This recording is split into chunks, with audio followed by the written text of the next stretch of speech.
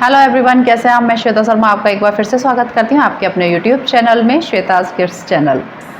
आज मैं एक राष्ट्रीय समस्या जिसको घोषित कर देना चाहिए उसके बारे में बात करने वाली हूं, और वो है कि हमारा बच्चा बहुत फ़ोन देखता है। हमारा बच्चा फ़ोन देखना नहीं छोड़ रहा है और सारा दिन फ़ोन में लगा रहता है। पढ़ने बैठता है तो रोना शुरू कर देता है, लेकिन फ़ोन देखता है तो वो बहुत आराम से, उसको चाहे 1 घंटा दिखाइए चाहे 2 घंटे दिखाइए, वो आराम से बैठ करके देख सकता है। तो आपको खुद को क्या लगता है कि ये समस्या कहाँ से आई है?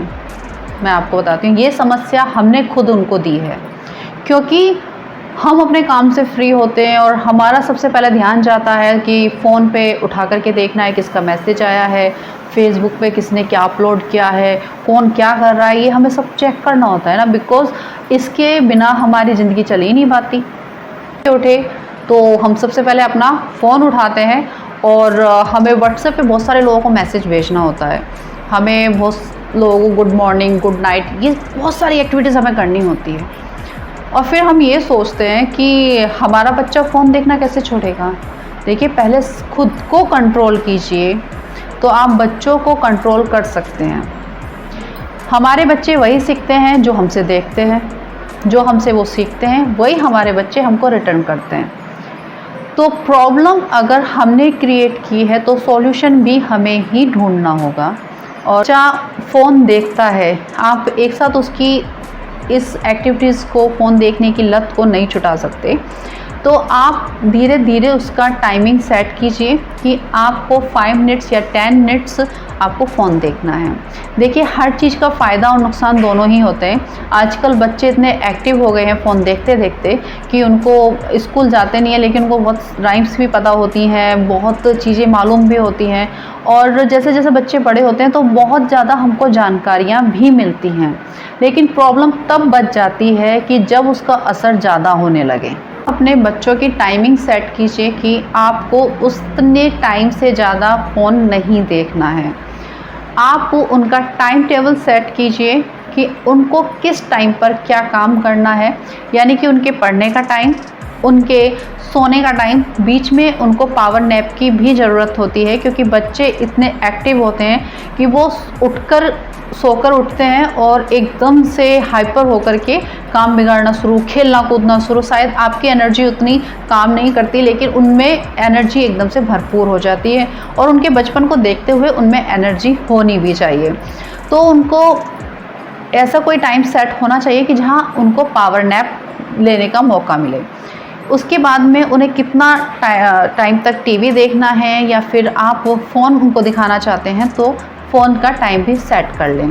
अगर हम बात करें कि बच्चा टीवी भी बहुत देखता है, देखिए आप भी तो टीवी देखते हैं ना, आपको बहुत सारे प्रोग्राम देखने होते हैं, बहुत सीरियल्स आते हैं जो घर की औरतों के लिए बनाए जाते हैं, क्योंकि वो लोग देखते हैं और बहुत से लोगों का खर्चा उससे चलता है। क्योंकि अगर आप लोग टीवी नहीं देखेंगे तो उन बेचारे जो इतना सब एक्टिंग वैक्टिंग करते हैं तो उनको कौन देखेगा। देखिए, आप खुद को देखिए कि आप कितनी देर तक टीवी देखते हैं, घंटे, 2 घंटे, 3 घंटे।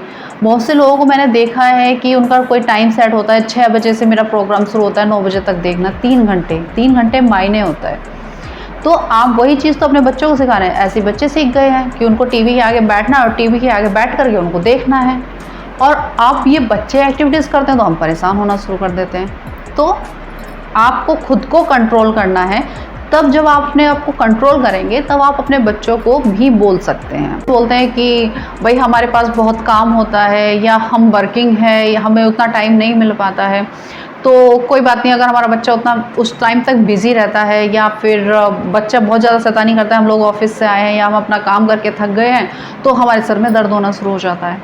तो देखिए, वो आपके सर में दर्द क्यों कर रहा है? क्योंकि आप अपना टाइम ही नहीं दे रहे, इसीलिए तो वो आपके सर में दर्द कर रहा है। सबसे पहले आप ये सोचिए कि टीवी का और फ़ोन का साइड इफ़ेक्ट आपके बच्चे पर क्या पड़ रहा है। ना तो उसका ठीक से मानसिक विकास हो पा रहा है, ना ही उसका शारीरिक विकास हो पा रहा है।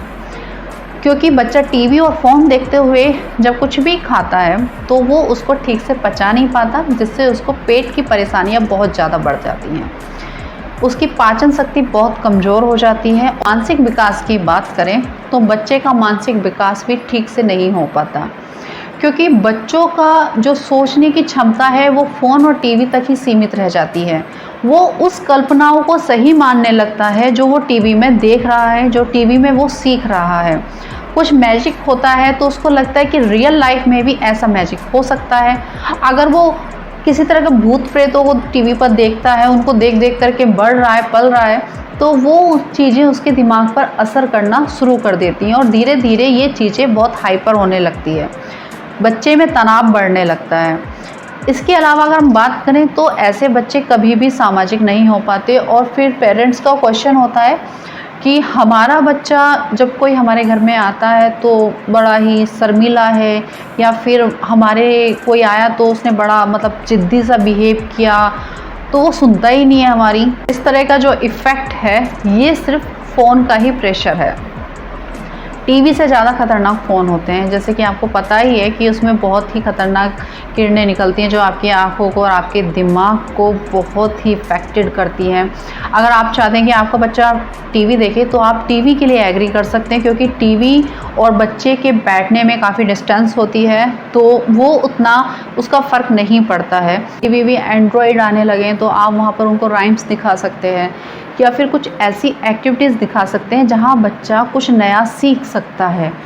टीवी में बंधे बंधाए प्रोग्राम्स आते हैं, टीवी में हम वो देखते हैं कि जो वो हमें दिखाना चाहते हैं, लेकिन टीवी पे अगर हम कोई राइम्स वगैरह देखते हैं या फिर कुछ अच्छी एक्टिविटीज़ देखते हैं तो हम वो देखते हैं जो हम देखना चाहते हैं या हम जो अपने बच्चों को सिखाना चाहते हैं। राइम्स की बात करें, अगर हमारा बच्चे को बहुत ज़्यादा इंटरेस्ट है कि हमारा बच्चा राइम्स देखे या राइम्स से कुछ सीखे, या मेरा बच्चा राइम्स देखता है, उसको बहुत कुछ अच्छा लगता है, तो उसी राइम्स को आप डाउनलोड कीजिए अपने फ़ोन में, उसको स्पीकर से कनेक्ट करके या फिर एलेक्सा के थ्रू भी उनको सुना सकते हैं। तो कहीं ना कहीं उसका इंटरेस्ट वो टीवी की तरफ से कम होना शुरू हो जाएगा, क्योंकि वो चीज़ वो सुन कर के एक्टिव होता है। गाड़ी में आप कहीं जा रहे हैं तो उनको वो वाली राइम्स सुनाइए। इसका असर तब होगा जब आप खुद अपने बच्चों के साथ इन्वॉल्व होंगे। अगर बच्चा किसी राइम्स को सुनने के बाद कोई एक्टिविटीज़ करता है या डांस करता है तो आपको भी इन्वॉल्व होना पड़ेगा। अगर बच्चा डांस कर रहा है तो आप भी उसके साथ डांस कीजिए।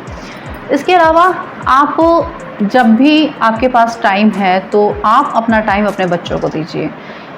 घर में बहुत सी एक्टिविटीज़ आप करा सकते हैं या कुछ इस तरह के गेम्स होते हैं जिनसे मानसिक विकास होता है।